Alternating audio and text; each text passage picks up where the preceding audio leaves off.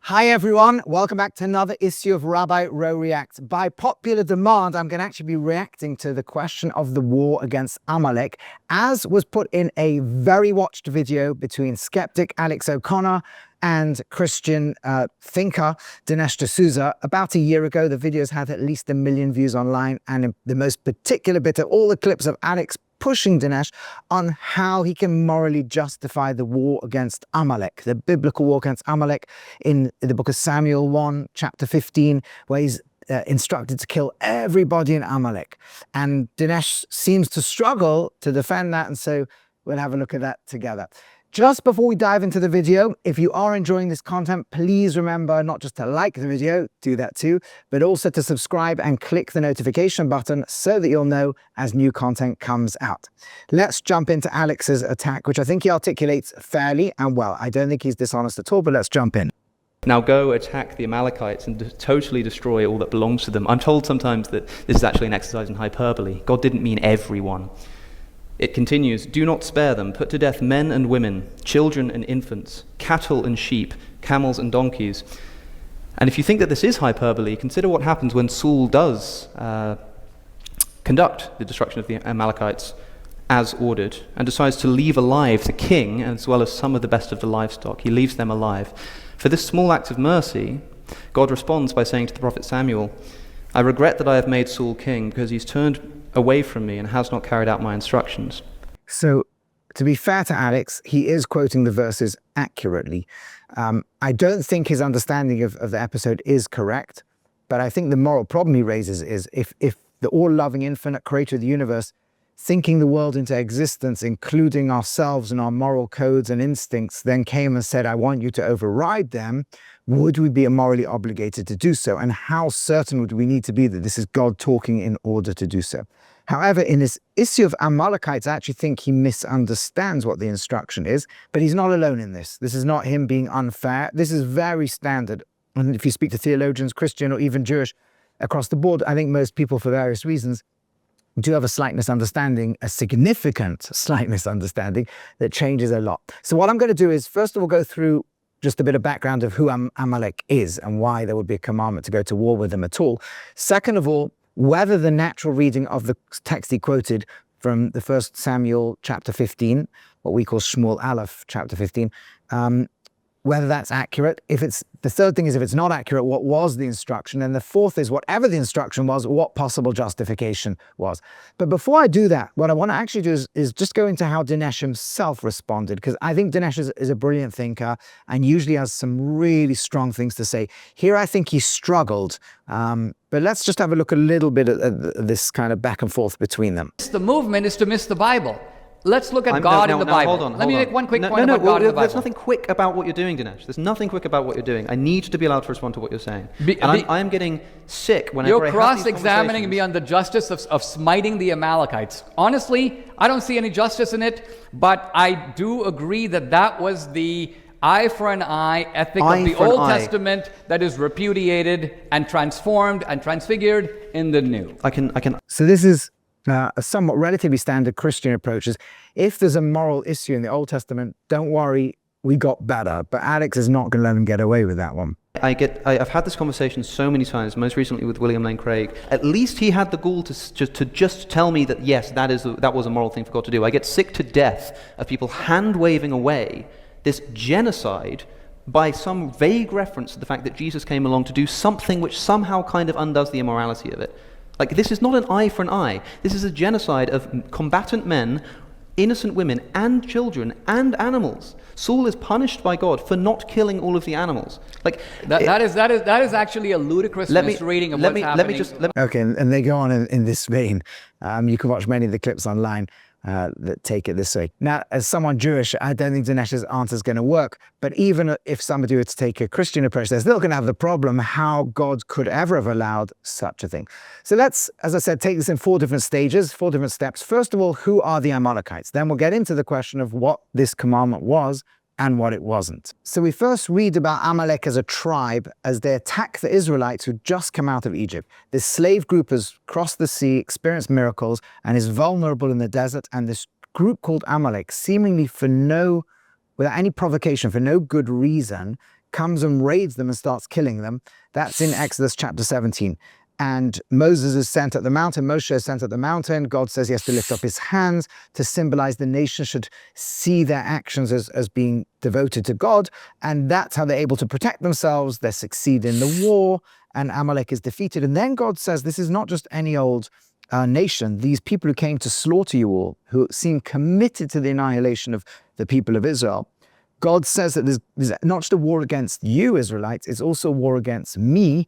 And in chapter 17, verse 16, God says there's going to be a war in every generation against God. So Amalekites have some unique evil in their civilization, it seems. Then in the book of Devarim, Deuteronomy chapter 25, verse 19, it says, Timcha ezecha Amalek, which usually gets translated as eradicate or wipe out the memory of Amalek. Now, what does that entail? So there's commentaries who point out to the instruction in the book of Samuel, which we're going to come back to. There's others who will say the word memory is interesting, and in fact, the biblical Hebrew word zecher means a lot more than memory. It's something more like consciousness or identity. And you've got to wipe out the consciousness, Amalekite consciousness. So, for example, one of the great classical commentaries of the Netziv, in relatively recent centuries, that is, writes that it means to destroy the kingdom of Amalek. And others also point this idea out, that it means to get rid of the ideology, which in principle might be less than literally eradicating every member of Amalek, but it can also be more than that. Because even nowadays, where for thousands of years Amalek has never existed as a genetic group of people, a lot of sources talk about the concept of Amalek, that every single one of us has some Amalek within us that we're obligated to destroy. And so this battle between God and Amalek in every single generation, and our obligation to remove it, is not exactly identical to a physical war. Sometimes it manifests as a physical war, sometimes it doesn't. And what's really interesting when we turn to the book of Samuel is, if there really is an instruction to physically wipe out Amalek in every generation, why did nobody do it before the prophet Samuel says to? And why did no king do it afterwards? You had King David afterwards, King Solomon, and none of them seem to have done it. And from this, Rabbi Moshe Feinstein, who arguably would be considered the greatest or one of the greatest rabbis who lived in the 1960s, 70s, 80s, where he wrote prolifically until his death in the 1980s, actually discusses this in a legal halachic ruling, and he says it's very clear that even though there's an obligation in every generation to find a way to destroy the evil of Amalek, which is the evil that wants to destroy Israel but also wants to remove God from the world, we have to eradicate it. The actual going to war cannot just be done.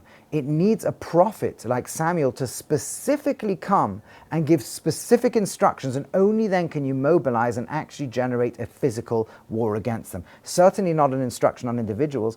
And so it was really only in that generation that the war became the total war that it became. And then we find in the book of Judges, every time there's a chance to attack Israelites, the Amalekites are in there doing it. We see it in Judges chapter 3, verse 13. There you've got the Ammonites who are causing problems. The Amalekites come and say, hey, the Israelites are down, let's join in the attack. You've got it again in Judges chapter 6. This time the Midianites are causing problems. Up come the Amalekites and say, right, let's go and start destroying them. And this we see again and again and again, all the way till the end, actually, of the book of Samuel. So these Amalekites are the permanent people who are always raiding, killing, massacring Israelites throughout the centuries of the pre-monarchic era, before King Saul. So that's point number one. Amalek is this uniquely evil people who, from the word go, has set about trying to slaughter and annihilate Israel. They're also at war with God himself. Okay, but now we come to our second point. So what was that instruction? And Alex accurately quoted the verses from Shmuel Aleph, 1 Samuel chapter 15 that says wipe everybody out. And that does raise this, like, oh my goodness, I'm very uncomfortable with that, and for good reason. However, if we look carefully at the book of Samuel, we realize that instruction cannot be what it sounds like on face value. Because on face value, it literally sounds like wipe out every single person who's Amalekite. And the only one who King Saul left alive was the Amalekite king. The prophet Samuel came, killed him. So at that moment, there's no more Amalekites left. And yet, just a few chapters later, chapter 27, for example, chapter 30, we realize there are loads of Amalekites in the world. And this is literally 2 years later. David is busy battling against these Amalekites who are able to come and wipe out an entire town called Siklag. And David goes back and fights against them. So the Amalekites were not remotely destroyed. But I thought you said they were all killed except for the king. So what's going on? So let's now turn to the third question. What was the actual instruction? And here I'm going to speculate. I haven't really seen this anywhere inside, but I think it makes enormous amount of sense based on the text that I just quoted and based on the fact the instruction itself is an instruction to wipe out the ideology of Amalek. In fact, the Netziv, one of the great commentators of the last few centuries, says it's to destroy their kingdom. And as we've seen in Maimonides, it's to destroy their ideology. And yes, that can now, with a prophet, turn to a very brutal war as a last resort. But what is the actual instruction?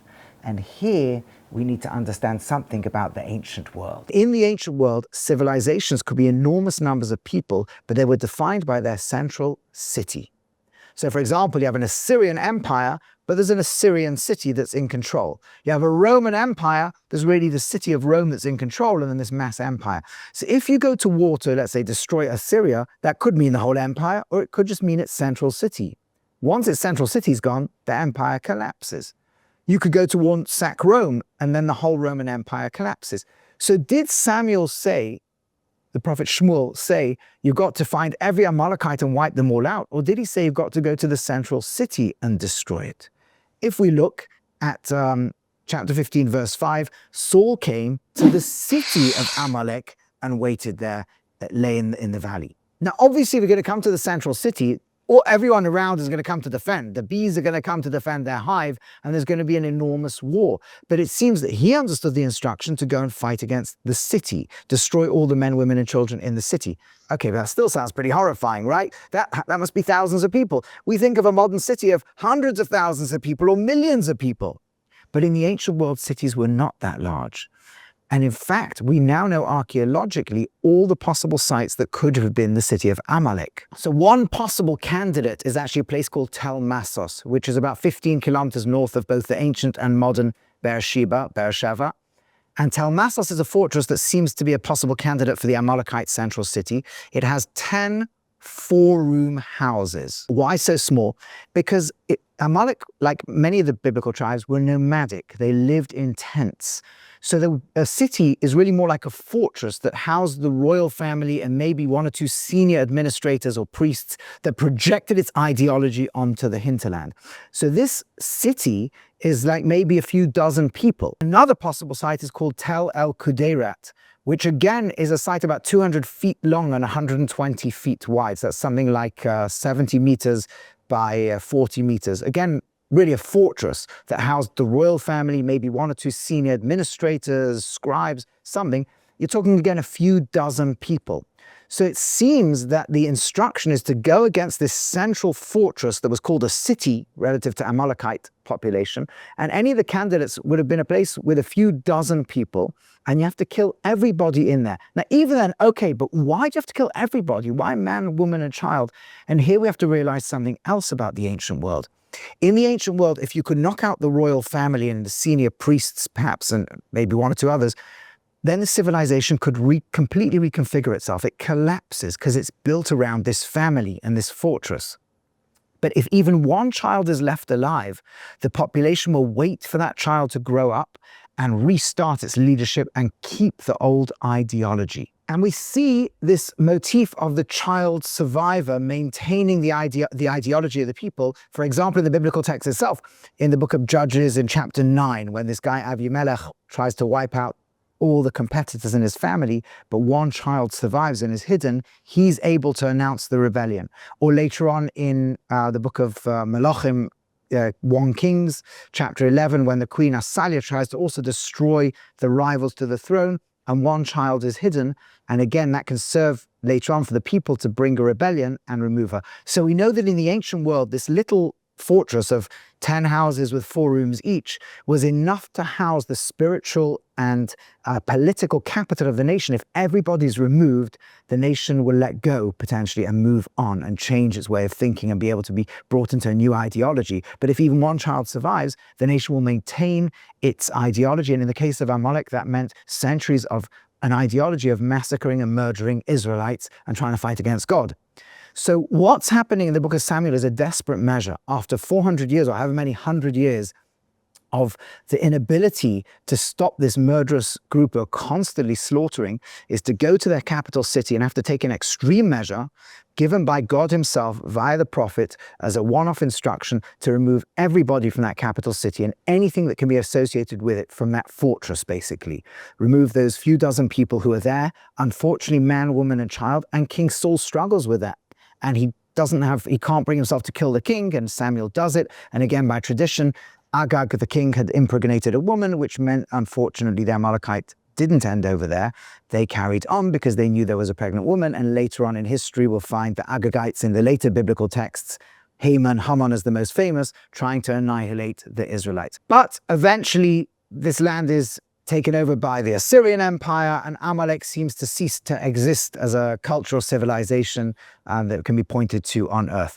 And what we're left with is the command to remember the evil they did, and that is understood also to be a commandment forever, to always remember any evil attacks. Never forget the honor of the victims who are killed in those attacks.